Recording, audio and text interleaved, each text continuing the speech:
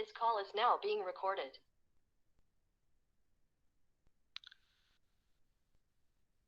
Okay, ठीक है। तो हम इससे आगे बढ़ते हैं कि कैसे कैसे हम डिफरेंट बायसिंग करते हैं, है ना। मतलब कि कॉमन बेस में क्या होता है, कॉमन एमिटर में क्या होता है, कॉमन कलेक्टर में क्या होता है। ओके, तो पहले देखते हैं हम कॉमन बेस का सी बी कॉन्फ़िगरेशन।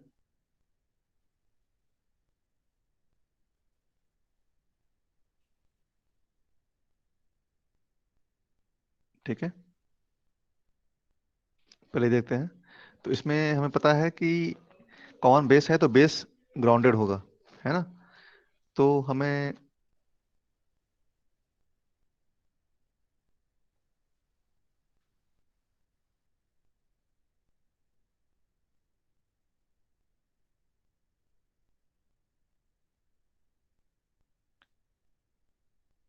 आप लोग भी इसको ड्रॉ करना,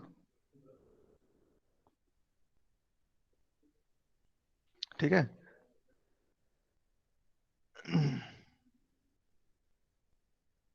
तो यहाँ पे हमें क्या करना है, हमें यहाँ पे बेस को ग्राउंड करना है। जहां भी समझ में नहीं आया पूछ लेना। हमने इसे ग्राउंड कर दिया। ये कॉमन बेस कॉन्फ़िगरेशन है, इसलिए हमने क्या किया, हमने बेस को काउंट कर दिया। बेस टर्मिनल कौन सा होता है ये पता है आप लोगों को, है ना।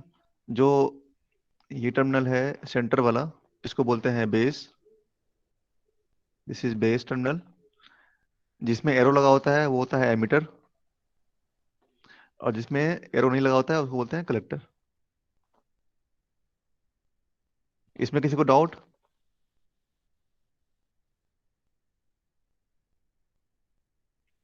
ठीक है। तो अब हम क्या करेंगे, अब इसका बाइसिंग कैसे करेंगे। जो मैंने कल देखा था, हमने देखा था लेक्चर में कि फॉरवर्ड बाइसिंग कैसे करते हैं और रिवर्स बाइसिंग कैसे करते हैं। तो इसमें इनपुट टर्मिनल कौन सा होगा, कोई बताएगा। कॉमन बेस में इनपुट टर्मिनल कौन सा होगा, हमने कल डिस्कस किया था। डिफरेंट कॉन्फ़िगरेशन में इनपुट टर्मिनल कौन सा होता है, आउटपुट कौन सा होता है, हमने कल डिस्कस किया था। तो किसी को याद है कि अगर बेस को ग्राउंड करेंगे तो इनपुट कौन सा होगा, आउटपुट कहाँ से लेंगे हम।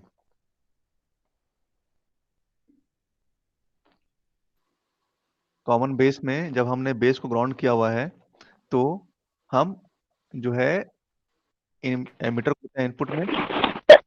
सर एमीटर इनपुट टर्मिनल होगा और collector output terminal. Very good, very good, है ना। तो एमीटर होगा इनपुट टर्मिनल। दैट मींस हमारा क्या हो गया, एमीटर हो गया हमारा अच्छा इनपुट जंक्शन हो गया।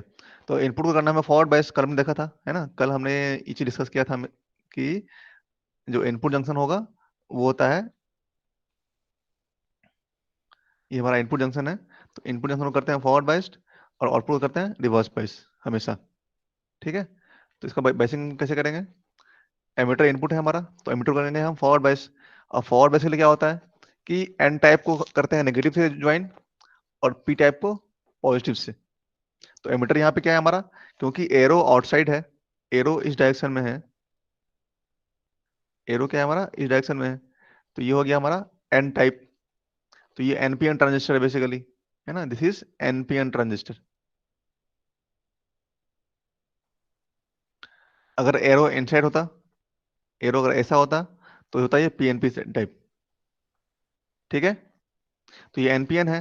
तो एमीटर हमारा एन टाइप है, एन टाइप है तो मतलब हम उसे क्या क्या करना होगा, हमसे जब बैटरी से जोड़ेंगे तो हमें बैटरी का निगेटिव पॉजिटिव हमें कुछ इस तरह से इसको ज्वाइन करना होगा, ठीक है। तो ये इसको बोल सकते हैं या तो VEE बोल सकते हैं, है ना, VEE बोल सकते हैं इसको, या फिर एक और नाम है इसका दे सकते हैं VBE।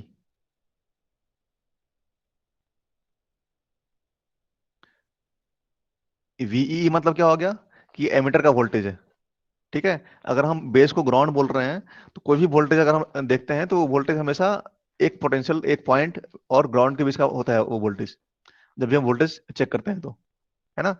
तो यहाँ पे क्योंकि हम मान रहे हैं कि बेस ग्राउंडेड है तो इसको हम या तो बोल दें कि ये VEE है, ठीक है। या हम इसका एक और नाम दे सकते हैं VBE, क्योंकि ये बेस और एमिटर का बीच का वोल्टेज है ना, क्योंकि ये बेस और एमिटर के बीच का वोल्टेज है, तो इसको बोल सकते हैं हम VBE, voltage between base and emitter, दोनों ही नाम से बोल सकते हैं हम। ठीक है, और इसको हमने, आपने यहाँ पे ध्यान दिया होगा कि हमने यहाँ पे नेगेटिव इधर दिया है और पॉजिटिव इधर दिया है, तो ये क्या हो गया हमारा, ये हो गया सॉरी फॉरवर्ड बाइस्ड, हो गया हमारा फॉरवर्ड बाइस्ड हो गया। ठीक है, तो इनपुट का हमारा हमने कर लिया। Next output. अब आउटपुट जंक्शन में हमारा क्या है, आउटपुट ये है, यहाँ से हम इनपुट दे रहे हैं, बेसिकली इसको इनपुट दे रहे हैं और यहाँ से हम आउटपुट लेंगे। तो आउटपुट को हमें क्या करना है, आउटपुट को हमें करना है रिवर्स बाइस। तो आउटपुट हमारा एन टाइप है, कलेक्टर एन टाइप है, NPN, तो एन टाइप है हमारा कलेक्टर, तो इसे देंगे हम पॉजिटिव वोल्टेज, तो हमने यहाँ पे दे दिया पॉजिटिव, हमने इसे ज्वाइन कर दिया। ठीक है, जहां भी समझ में नहीं आया पूछ लेना। तो इसको हम बोल सकते हैं अगेन VCC बोल सकते हैं इसको, we can call it VCC और VCB। ओके, किसी को कोई डाउट है यहाँ पे? हमने यहाँ सर पे, हाँ बोलो। सर जो बेस है उसमें सर पॉजिटिव भी दे रहे हैं और सर दूसरी बैटरी से नेगेटिव भी दे रहे हैं सर, ऐसा हाँ, कैसे? तो बेस तो हमारा ग्राउंड है ना, बेस को हमने ग्राउंड कर रखा है, बेस जो है, बेस को हमने यहाँ पे ग्राउंड कर रखा है ना। तो सर अगर ग्राउंड में रहेगा तो सर प्लस माइनस जो भी देंगे कोई फर्क नहीं आएगा उससे? नहीं नहीं। Okay sir. ठीक है, यस सर। इतना क्लियर है? और कोई डाउट? और कोई डाउट किसी को? ओके, तो इस तरह से हमने इसको बैचिंग किया। तो इसको अब हम थोड़ा सिंपल में देख लेते हैं कि कैसे करते हैं इसको। एक और सर्किट बना लेते हैं। हमने क्या किया, हमने लिया एक BJT जो कि NPN है। ठीक है, और हमने क्या किया, क्योंकि ये एमिटर है, ये कलेक्टर है और ये बेस है, तो हमने बेस को कर दिया ground. One second,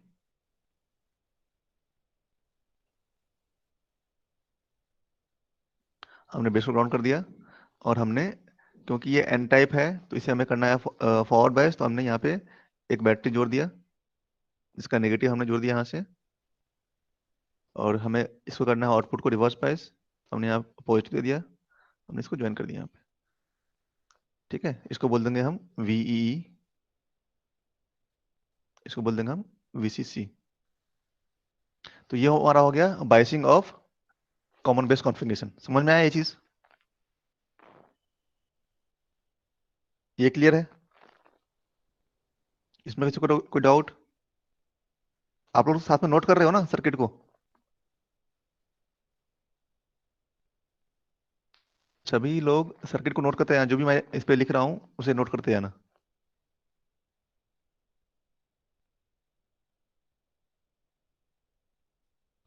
next is common emitter, CE configuration.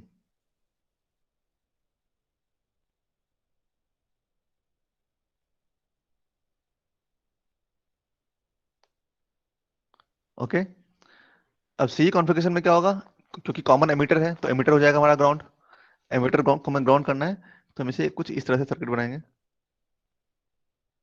और ये हमारा हो गया ग्राउंड।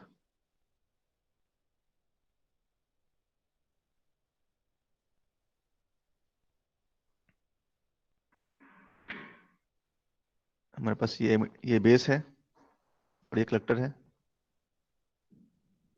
ठीक है, नेक्स्ट क्या होगा, अब इसमें इनपुट कौन सा होगा, आउटपुट कौन सा होगा कॉमन एमिटर में? एमिटर तो हमारा ग्राउंड हो गया, एमिटर हमारा ग्राउंड हो गया, है ना? तो अब इसमें इनपुट कौन सा होगा? सर बेस इनपुट होगा। बेस इनपुट होगा एंड कलेक्टर होगा आउटपुट। Very good. आउटपुट। तो ये बेस है, ये हमारा इनपुट हो जाएगा, ये कलेक्टर है तो ये हमारा आउटपुट हो जाएगा, ये हमारा एमिटर है, ये हमारा ग्राउंड हो जाएगा। अगेन ये NPN ट्रांजिस्टर है, है ना। तो इसको हम कैसे करेंगे बायसिंग, हमें करना है बेस को करना है फॉरवर्ड बाइस्ड। तो बेस हमारा किस टाइप का है, पी टाइप का है ना, ये एनपीएन है, ये एनपीएन टाइप है हमारा। तो बेस कौन सा है हमारा, पी टाइप है। तो बेस पी टाइप है तो हम क्या करेंगे, इसे देंगे पॉजिटिव वोल्टेज और इसे हम ज्वाइन कर देंगे एमिटर्स। ठीक है। नेक्स्ट हमें करना है आउटपुट को बैच करना है। तो आउटपुट पे कैसे करेंगे बैचिंग हम, ये एनपीएन है, आउटपुट का करना है हमें रिवर्स बायस। तो again यहाँ पे हम क्या करेंगे, पॉजिटिव नेगेटिव। तो ये वोल्टेज हो गया वीबीवी बोल सकते हैं हम, ये हो गया वीसीसी, या फिर इसका एक और नाम है, we can tell name it as VBE, and this is VCE.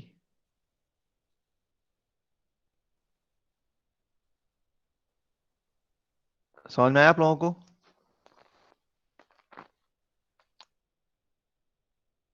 इसमें कोई डाउट किसी को।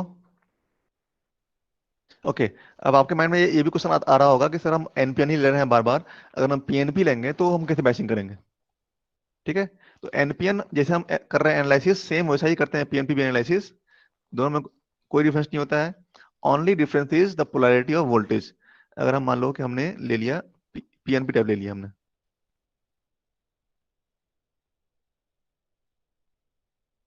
ठीक है, इसमें एरो इस साइड है, तो ये हो गया हमारा पीएनपी हो गया ये।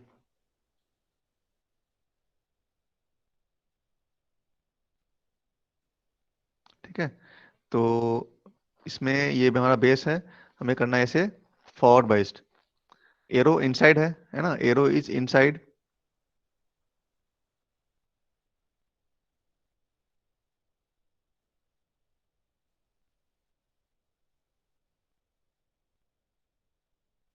एरो यहाँ पे क्या है, एरो इनसाइड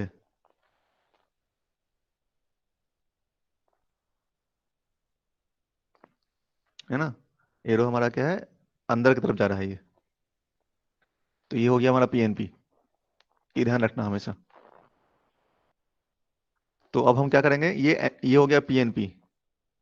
तो इसमें बेस जो है वो क्या हो गया, एन टाइप हो गया। तो इसमें पोलैरिटी क्या होगा हमारा, एन को हमें देना है नेगेटिव, देन पॉजिटिव, ये हमारा हो जाएगा ग्राउंड।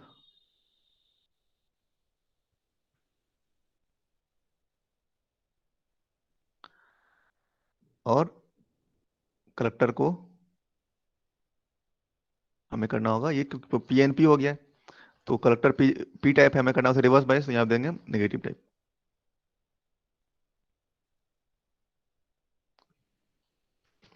समझ में आया ये चीज। अब आपको यहाँ पे दिखेगा कि दोनों सर्किट ऑलमोस्ट सेम है, पी टाइप और एन टाइप। ये पीएनपी है, ये एनपीएन है। दोनों में बस डिफरेंस क्या है कि वोल्टेज का जो पोलैरिटी है वो हमने चेंज कर दिया है बस, और सब सेम है ना। तो जब भी हम एनालिसिस करेंगे तो दोनों ही हमारे लिए सेम रहेगा, एनपीएन और PNP. Only difference will be with the polarity of voltage. यहाँ तो कोई डाउट किसी को।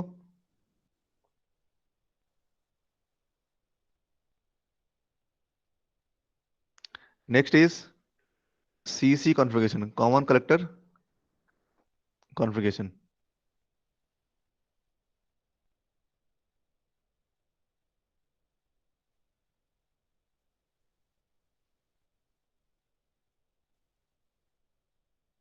ओके अब इसमें क्या करना है, अब आप लोग खुद भी ट्राई करो बनाने का।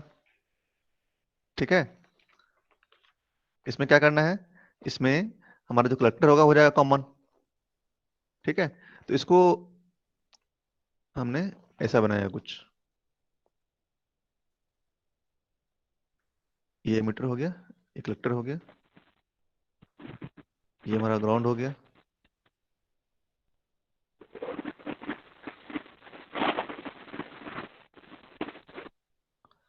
हाँ अभिषेक कुछ पूछ रहे हो तुम, अभिषेक कोई डाउट है। No sir. Okay okay.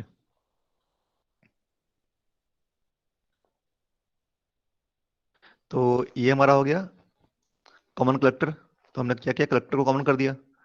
तो इनपुट क्या होगा यहाँ पे, इनपुट होगा बेस, और ये एनपीएन है क्योंकि एरो आउटवर्ड है ना, एरो क्या है, बाहर जा रहा है।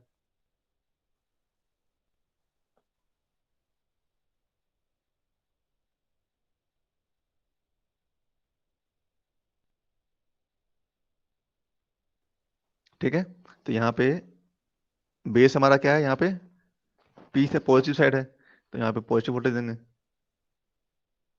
और एमीटर हमारा क्या है, एन टाइप है, तो वहां पे हमें देंगे अगेन, वहां पे भी हमें क्या देना होगा, पॉजिटिव वोल्टेज,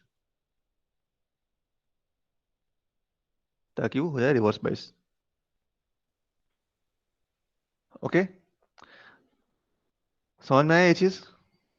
अब इसी सर्किट को बुक्स में आपको थोड़ा डिफरेंट दिखेगा, क्योंकि ये जो हमारा कॉमन प्रैक्टिस ये है कि हम बीजेटी को कुछ इस तरह से ड्रॉ करते हैं हमेशा। This is our common practice, कि हमेशा उसका जो एमीटर है वो रखते हैं नीचे और कलेक्टर रखते हैं ऊपर। ये एक कॉमन प्रैक्टिस है। हमने यहाँ पे क्या किया हुआ है, यहाँ पे देखो, यहाँ में डाल दिया, एमीटर को ऊपर डाल दिया है, कलेक्टर नीचे आ गया यहाँ पे। तो समझने के लिए इजी है, लेकिन जो नॉर्मल कन्वेंशन है वो ये है कि हम एमीटर को रखते हैं हमेशा नीचे। ठीक है, तो हम उसको कैसे करेंगे, एमीटर हमारा नीचे है,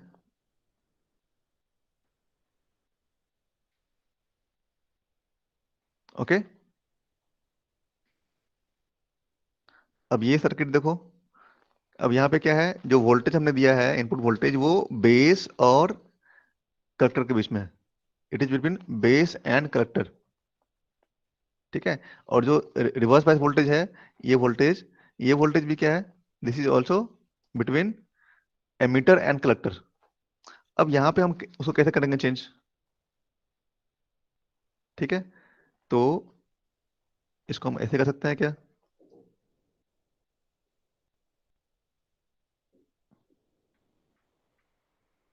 हमने कलेक्टर को कर दिया ग्राउंड।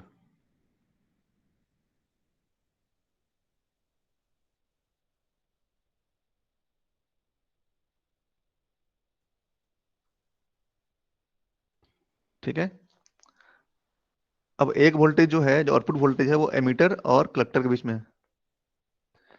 तो हमने एमीटर और कलेक्टर के बीच में हमने एक वोल्टेज दे दिया, और दूसरा वोल्टेज क्या है, बेस और कलेक्टर के बीच में है, तो हमने यहाँ पे दे दिया बेस और कलेक्टर के बीच में। ये समझ में आया आप लोगों को, ये नहीं समझ में आया। तो ये हो गया हमारा सीसी कॉन्फ़िगरेशन का बाइसिंग। इसमें आपको दिख रहा होगा यहाँ पे कि कलेक्टर जो है, ये हमारा कलेक्टर है, दिस इज कलेक्टर, ये जो वायर है ना। तो हमने इसे ग्राउंड किया हुआ है यहाँ पे,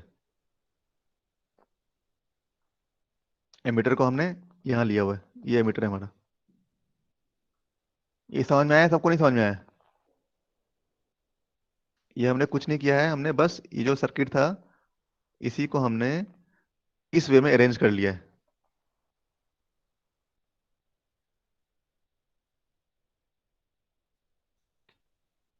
दिख रहा है आप लोगों को सर्किट,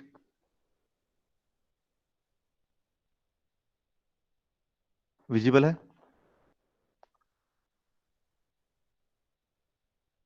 यस सर। समझ में आया, या इसमें कोई डाउट किसी को।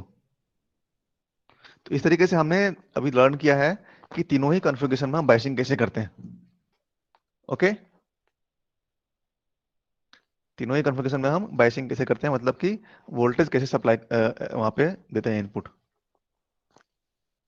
ओके, अब हम देखते हैं कि जो हमने कल देखा था कि अगर हमारे पास एक बीजेटी है, तो उसमें हमने कल ये डिस्कस किया था कि जो हमारा इनपुट जंक्शन होगा उसे रखना है हमें फॉरवर्ड बाइस्ड, और आउटपुट को रखना है रिवर्स बाइस। आउटपुट हमें करना है रिवर्स बाइस, इनपुट हमें रखना है फॉरवर्ड बाइस फॉर एम्पलीफिकेशन पर्पस। तो अगर हम इसको चेंज करें तो क्या, कितने बनेगा combination, we have two types of biasing, है ना, टू टाइप्स ऑफ टर्मिनल हमारे पास है, इनपुट टर्मिनल आउटपुट टर्मिनल है। तो इसमें हमारे पास we can have 4 different types of communication, है ना। 4 डिफरेंट कॉम्बिनेशन होगा इसमें। क्या क्या कॉम्बिनेशन होगा? कॉम्बिनेशन कि हमने इनपुट आउटपुट दोनों को कर दिया फॉरवर्ड बाइस्ड, हमने इनपुट आउटपुट दोनों को कर दिया रिवर्स बाइस, हमने इनपुट को कर दिया फॉरवर्ड बाइस, आउटपुट कर दिया रिवर्स बाइस, हमने इनपुट को कर दिया रिवर्स बाइस और आउटपुट कर दिया फॉरवर्ड बाइस्ड। तो इस तरीके से वी हैव 4 डिफरेंट कॉम्बिनेशंस। तो इस चारों में किस तरह से हमारा जो बीजेटी है वो किस तरह से बिहेव करता है वो हम देखते हैं। समझ में आ रहा है मैं क्या बोलना चाह रहा हूँ आप लोगों को? ये क्लियर है? तो इसको हम एनालाइज करेंगे एक टेबल की हेल्प से। ये हमारा इनपुट जंक्शन है,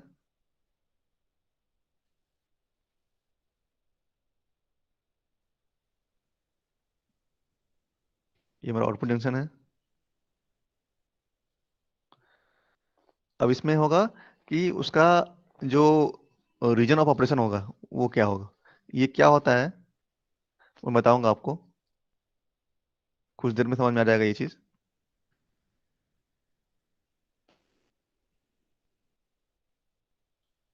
आप लोग ऐसे ही इसको लिख दो, रीजन ऑफ ऑपरेशन।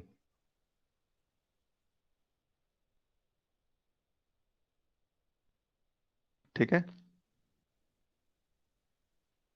और एक और हम बनाएंगे कॉलम यहाँ पे, ये हमारा इसका एप्लीकेशन क्या है।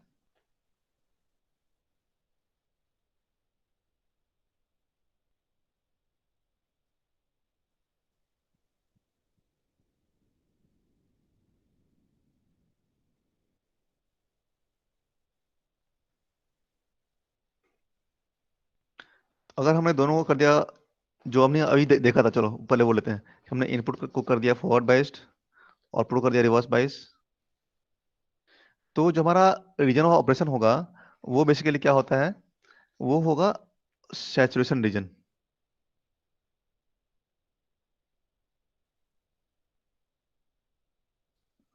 One second.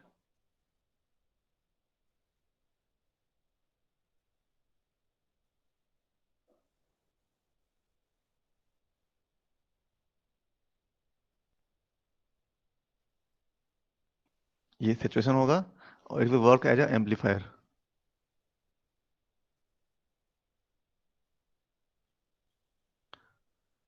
अब ये जो रीजन ऑफ ऑपरेशन है ये क्या है बेसिकली, इसको पहले समझ लेते हैं कि जब हमने इसका वी आई कर्व बनाया, जैसे हमने डायोड बनाया था, डायोड में क्या बनाया था हमने कि कुछ इस तरह का काम करता है हमारा डायोड, है ना।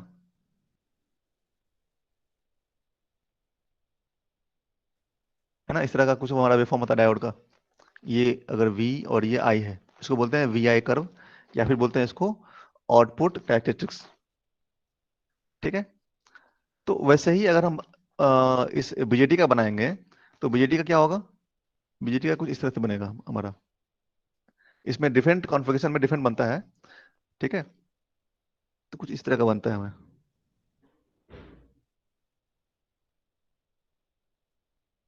ओके।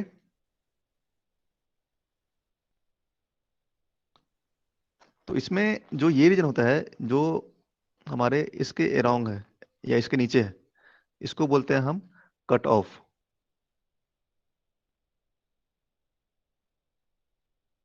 इसको बोलते हैं कट ऑफ रीजन। ओके। समझ में आ रहा है आप लोगों को? जो हमारा बीच वाला रीजन है उसको बोलते हैं हम एक्टिव रीजन। बीच वाला रीजन मतलब क्या हो गया कि ये रीजन, ये पूरा रीजन, इसको बोलते हैं हम एक्टिव रीजन।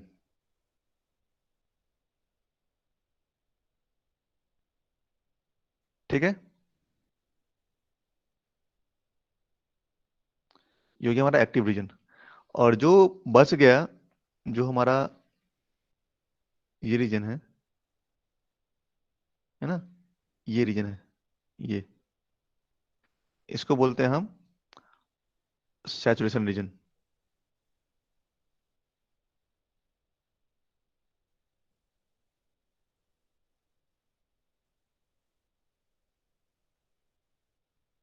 मतलब क्या हो गया इसका, कि अगर हमारा जो ग्राफ है वो इस तरह से ऐसे आगे बढ़ रहा है, ठीक है, यहाँ तक पहुंचा, या फिर हम इसको देखेंगे कि यहाँ ऐसे ऐसे पहुंच रहा है, तो इतना जो कर्व कर फॉलो कर रहा है, जहाँ पे वो लिनियरली मूव कर रहा है, इसको बोलते हैं हम सैचुरेशन।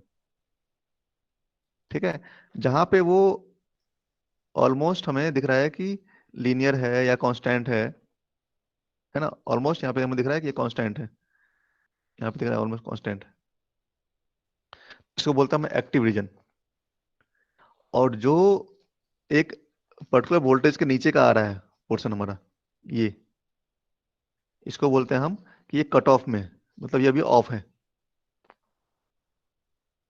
ठीक है, तो ये कर्व हमें मिलता कैसे है, वो हम देखते हैं इस तरीके से एनालिसिस से, कि अगर हमने दोनों, एक को कर दिया इनपुट को फॉरवर्ड बायस, दूसरे को कर दिया रिवर्स बायस, तो जो हमारा बीजेटी है वो हमें इस रीजन में काम करेगा, सॉरी, है ना, हाँ ठीक है, हमारा जो है बीजेटी वो एक्टिव रीजन में काम करेगा। ठीक है, लेकिन अगर हमने इसको चेंज कर दिया, हमने इसको कर दिया दोनों को फॉरवर्ड बायस्ड, ये भी हो गया फॉरवर्ड बायस्ड और ये भी हो गया फॉरवर्ड बायस्ड, तो ये काम करेगा हमारा, इसमें मैंने कुछ मिस्टेक कर दिया है, यहाँ पे एक्टिव होगा, है ना, दिस इज एक्टिव रीजन।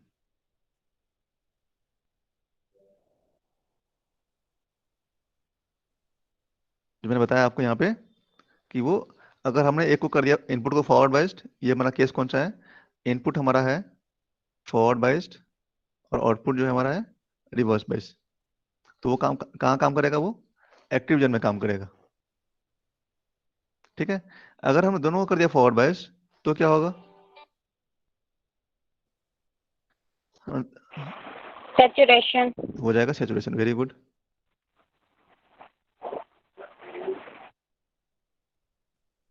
और इसमें ये इसका एप्लीकेशन क्या होता है, ये एज अ ऑन स्विच काम करता है। मैंने बताया था आप लोगों को कि हमारा जो बीजेटी है इसके दो एप्लीकेशंस हैं, एक है उसका एम्पलीफायर, एक है स्विच। तो जब दोनों फॉरवर्ड बेस्ट है तो ये एज अ ऑन स्विच जैसा काम करता है।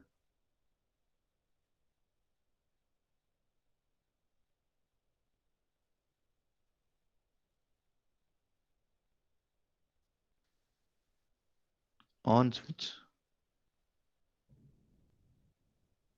ओके,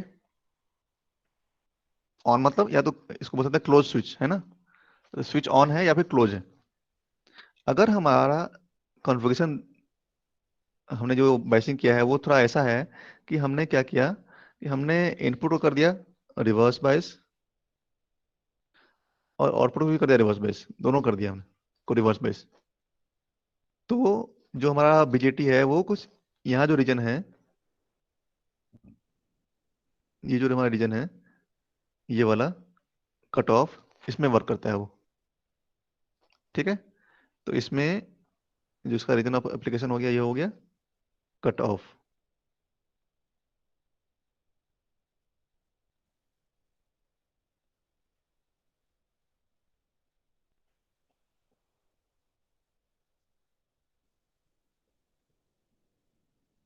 ठीक है, और ये हो गया ऑफ स्विच, ये एज ऑफ स्विच वर्क करता है। ओके, और अगर हमने जो फर्स्ट कंडीशन था उसका उल्टा कर दिया, कि हमारा जो इनपुट है वो फॉरवर्ड बायस है, आउटपुट रिवर्स बायस है, हमने इसको जस्ट उल्टा कर दिया, कि हमने इनपुट को कर दिया रिवर्स बायस, आउटपुट को कर दिया फॉरवर्ड बायस, तो ये जो है ये इन्वर्टेड मोड में काम करता है, या इसको बोल सकते हैं हम रिवर्स एक्टिव बोल सकते हैं इसको, रिवर्स एक्टिव। एक मिनट,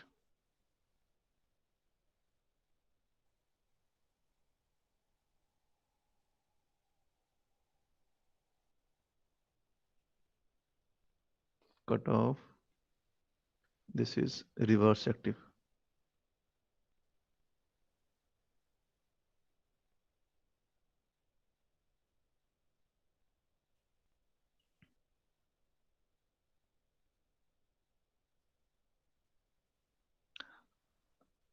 रिवर्स एक्टिव जैसे काम करेगा, और ये वर्क करेगा इन इन्वर्टेड मोड,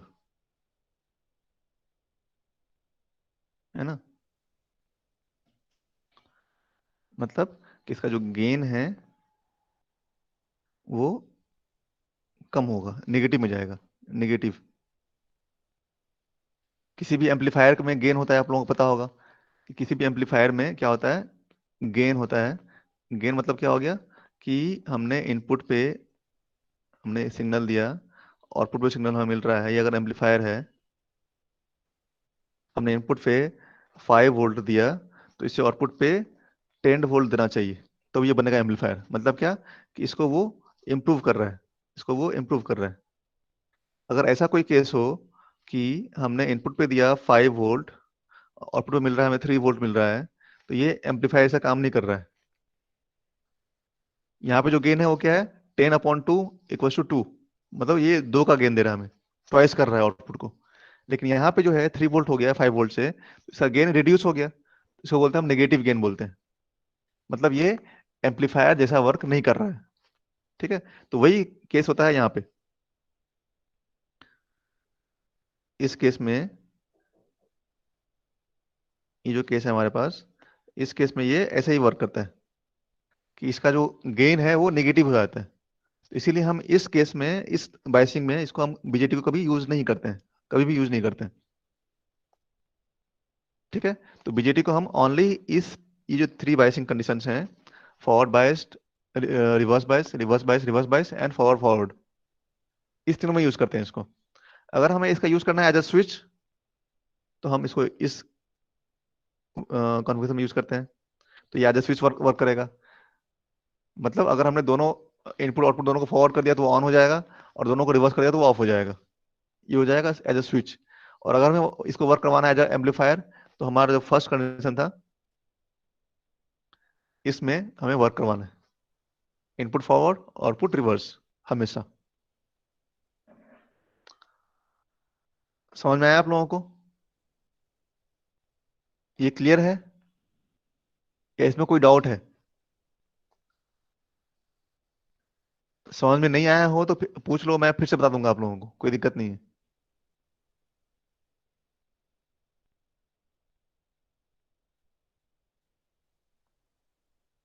किसी को कोई डाउट यहाँ पे?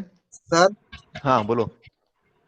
सर जो फर्स्ट वाली कंडीशन है जिसमें सिग्नल एम्पलीफाई हो रहा है, हाँ हाँ, सर ये आप ग्राफ में समझा दीजिए जहाँ पे हो रहा है। Okay okay. इस ग्राफ में ना,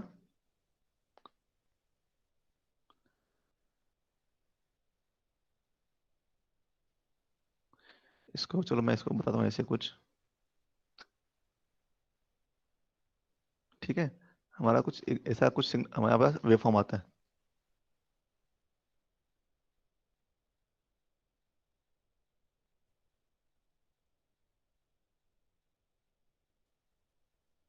ठीक है। तो हमने देखा कि ये जो रीजन है, ये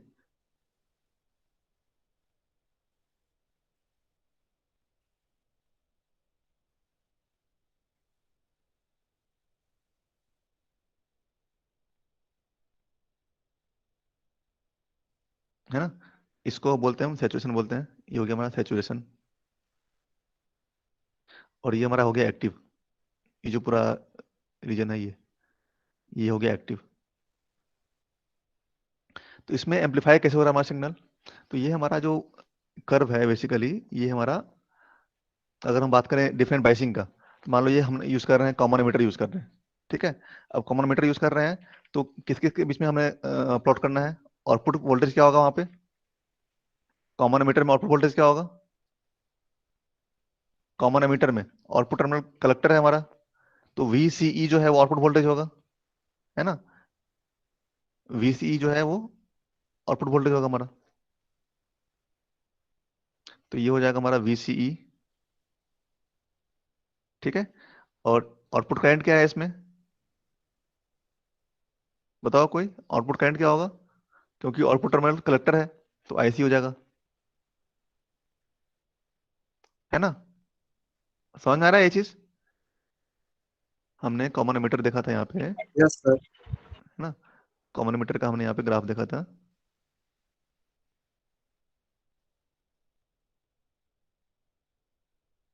ये हमारा कॉमन एमिटर है ना। तो यहाँ पे आउटपुट वोल्टेज क्या है हमारा, VCE है ना। और आउटपुट करंट क्या है हमारा, IC है ना। तो वही मैं यहाँ पे बता रहा था आप लोगों को कि जब हमने यहाँ पे ग्राफ प्लॉट किया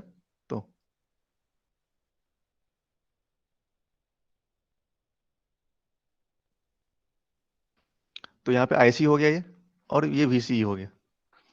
अब यहाँ पे ये देखो,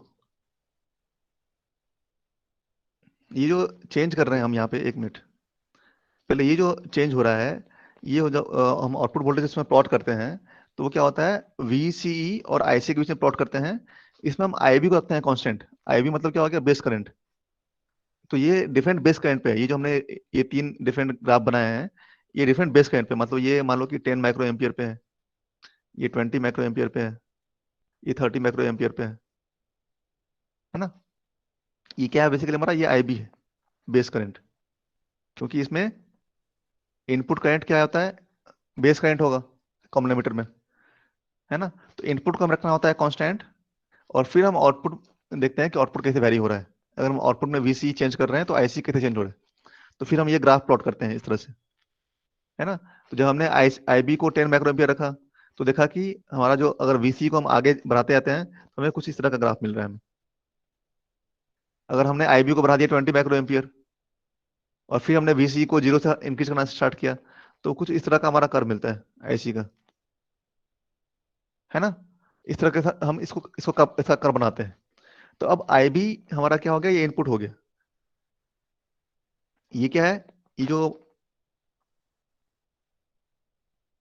ये जो दिख रहा है आपको, ये डिस्टेंस, ये क्या है हमारा, इनपुट करंट, सॉरी IC है ना। और ये हमारा क्या है, VCE है। तो इस पे अगर हमने कोई एक लोड लाइन खींचा, ये आपको समझ में आया एक्चुअली। ये जो चीज मैं बता रहा हूँ, ये थोड़ा आपको और मैं बताऊंगा इसमें डिफरेंट कम्युनिकेशन के बारे में, तो ज्यादा समझ में आएगा। तो ये होता है लोड लाइन, इसको हम बोलते हैं लोड लाइन, ये भी आपको समझ में आएगा, तो हम और आगे पढ़ेंगे तो इस पे हम देखते हैं कि जो इस कंडीशन पे हमने अगर इनपुट दिया है तो आउटपुट कैसे मिलता है। हमने यहाँ पे इनपुट दिया, तो जो आउटपुट हम यहाँ पे चेक करते हैं ऐसे, तो ये आउटपुट जो है वो हमें एम्पलीफाइड मिलता है इस तरीके का। समझ में आ रहा है ये चीज, अभी बहुत अच्छे से समझ में नहीं आया होगा। ये हम जैसे जैसे कोर्स में आगे बढ़ते जाएंगे ना, तो आपको समझ में आता जाएगा ये चीज। क्योंकि अभी हमने ये डिस्कस किया ही नहीं है कि ये जो वेव फॉर्म हमने बनाया है, ये मैंने जैसे आपको अभी बता दिया। ये अभी हम जब कॉमन एमिटर को समझेंगे अच्छे से, तो आपको ये क्लियर हो जाएगा कि ये हम क्या कर रहे हैं अभी। ठीक है, अभी बस समझने के लिए समझ लो कि हमने यहाँ पे एक वेवफॉर्म, इनपुट वेवफॉर्म दिया है, ये इनपुट वेवफॉर्म है, ये इनपुट है, और ये आउटपुट हम यहाँ पे ले रहे हैं। जैसे जैसे हम डिफरेंट टर्मिनोलॉजी समझेंगे, जैसे कि लोड लाइन हमने यहाँ पे ड्रॉ किया है, इसको बोलते हैं लोड लाइन। जो हमने ये लाइन यहाँ पे ड्रॉ किया है ना, इसको बोलते हैं लोड लाइन। तो ये क्या होता है, एम्पलीफायर, जब हम बोल रहे हैं कि एम्पलीफिकेशन हो रहा है, ये कैसे हो रहा है, तो ये वेवफॉर्म के हेल्प से हम समझने की कोशिश करेंगे। तो अभी 2-4 क्लास और लेंगे तो समझ में आएगा और अच्छे से। ठीक है इतना।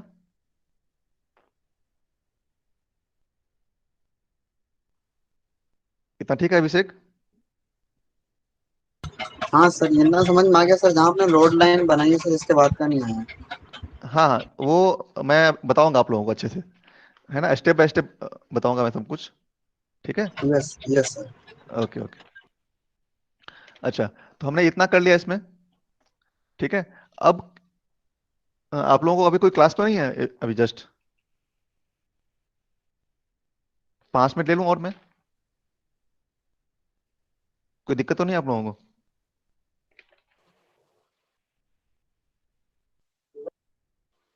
नहीं सर, ओके, कोई प्रॉब्लम नहीं है। ठीक है। अभी तो कोई डाउट है तो पूछ सकते हो। अब जैसे मैंने बताया आप लोगों को कि बीजेटी में 3 टर्मिनल होता है, आईबी, आईसी और आईई, है ना।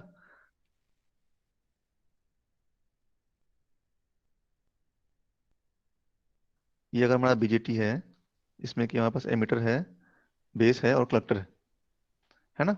तो अगर यहाँ पे 3 टर्मिनल हैं, एमिटर, बेस और कलेक्टर, मतलब एक टर्मिनल ये हो गया, एक टर्मिनल ये हो गया, एक टर्मिनल ये हो गया, है ना। तो दैट मीन्स कि यहाँ पे 3 करंट भी होगा। कौन सा होगा? आईई होगा, आईबी होगा एंड आईसी होगा, है ना। We will have 3 current hair,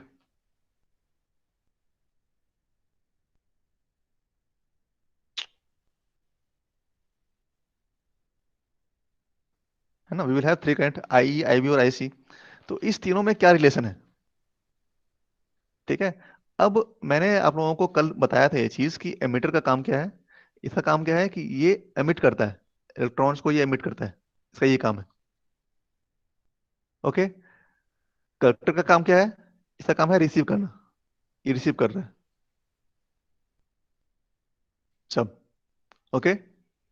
अब ये रिसीव कर लिया और ये एमिट कर रहा है, और बेस में क्या हो रहा है? बेस के थ्रू ये पास हो रहा है। समझ में आ रहा है ये चीज? बेस के थ्रू क्या हो रहा है? ये पास हो रहा है। अब इसको समझने के लिए थोड़ा ये समझना पड़ेगा कि एक हम लेते हैं एनालॉजी। एनालॉजी क्या लेते हैं कि मान लो कि कितना इलेक्ट्रॉन एमिटर में जा रहा है और कितना जा रहा है कलेक्टर में। मान लो कि यहाँ पे 100 इलेक्ट्रॉन जो है यहाँ से निकला एमिटर से, ठीक है। अब यहाँ से 100 इलेक्ट्रॉन निकला, ये एनपीएन टाइप का है, ये एनपीएन है,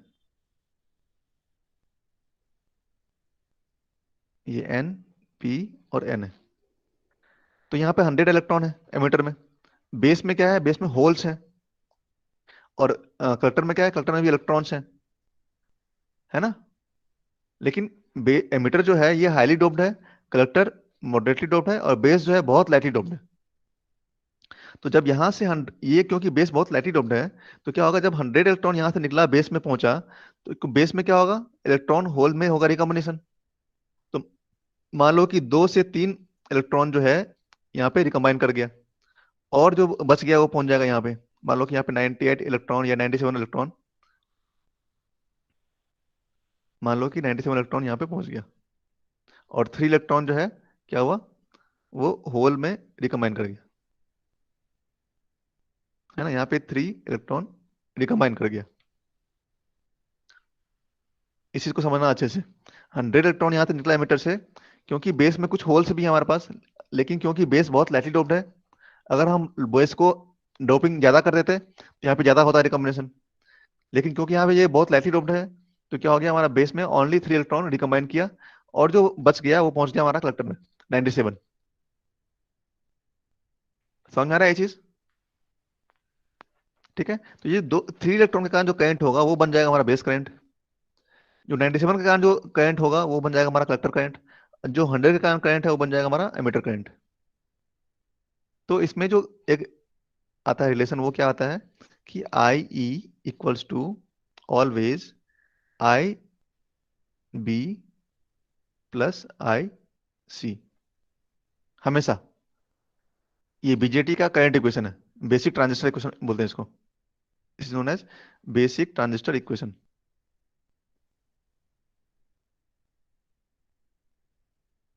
आई E equals to I B plus I C. Always emitter current is equal to base current plus collector current. और आपने यहाँ पे देखा कि बेस करंट जो है हमेशा बहुत कम होता है as compare to collector current. या हम बोल सकते हैं कि एमिटर करंट जो है वो ऑलमोस्ट इक्वल टू होता है कलेक्टर करंट, अगर हम इसको करें अप्रोक्सीमेट। तो हम एनालिसिस के लिए हम बहुत जगह, वन सेकेंड, एनालिसिस के लिए हम बहुत जगह क्या करते हैं कि लिखते हैं I C is I equal to I C, approximately equal to.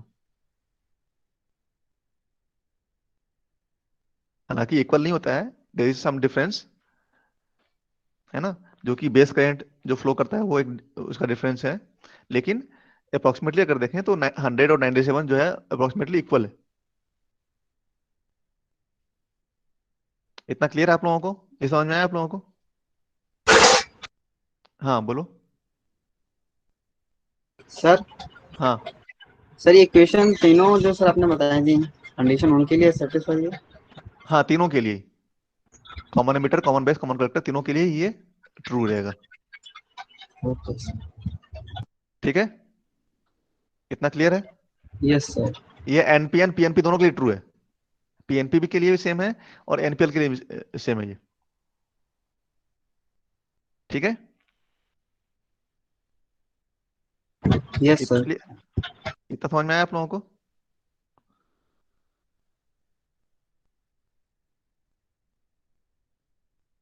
यहां तक कोई डाउट किसी को? नॉट। ओके, तो यहाँ पे करते हैं स्टॉप। इसके आगे हम एनालाइज करेंगे तीनों ही कॉन्फ़िगरेशन को, common base, common emitter, common collector को। ठीक है, और तीनों में क्या प्रॉपर्टीज हैं, तीनों को हम कहाँ यूज करते हैं, है ना, एम्पलीफायर में किसको यूज करते हैं। ठीक है, ये सब हम लर्न करेंगे आगे। तो यहाँ तक कोई डाउट है किसी को तो बताओ।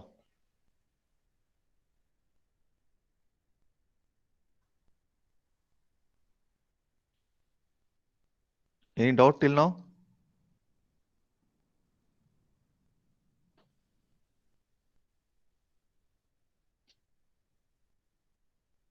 तो ठीक है, will meet in next class. Okay, और कल से आप लोगों का आई थिंक एमएसटी है, तो all the best for MST. उसके लिए तैयारी करिए आप लोग। और ईडी में किस तरह का क्वेश्चन आएगा, तो जो फर्स्ट यूनिट है उसमें से आएगा क्वेश्चन। सेकेंड यूनिट में हमने जो किया था क्लिपर क्लैम्पर और हाफ वेव रेक्टिफायर, उसमें से क्वेश्चन आएगा। और थर्ड यूनिट में जो जितना हमने कवर किया है उसमें से क्वेश्चन आएगा। ठीक है, so all the best to all,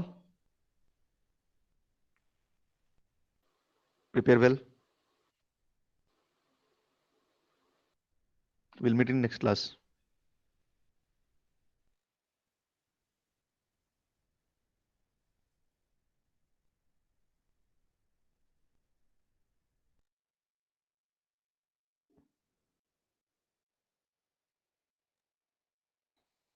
okay.